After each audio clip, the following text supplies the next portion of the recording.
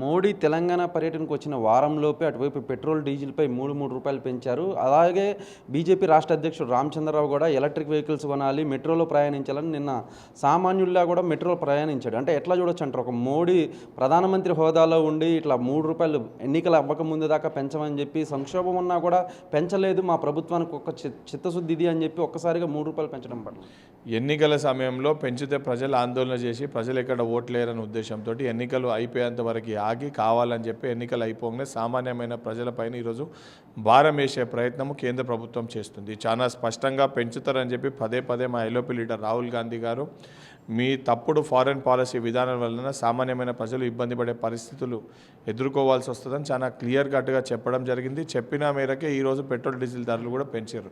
రామచంద్రరావు గారు, నరేంద్ర మోడీ గారు వాహనాలు తగ్గించుకొని నరేంద్ర మోడీ గారు, రామచంద్రరావు గారు మెట్రోలో ఒకరోజు ప్రయాణం చేసి చూపించడానికి బాగుంటుంది. కానీ సామాన్యమైన మధ్యతరగతి పేద తరగతి ఏదైతే ప్రజలు వాళ్ళు టూ వీలర్స్లో స్విగ్గీ, జొమాటో ఇలా గిగ్ వర్కర్స్ వాళ్ళు కేవలం పెట్రోల్ డీజిల్ రూపాయి కూడబెట్టుకొని కష్టపడి డెలివరీస్ చేసుకుంటూ పెట్రోల్ డీజిల్ రేటు పెరిగితే కనీసం వారికి ఏం మిగిలిన పరిస్థితి ఉంటుంది.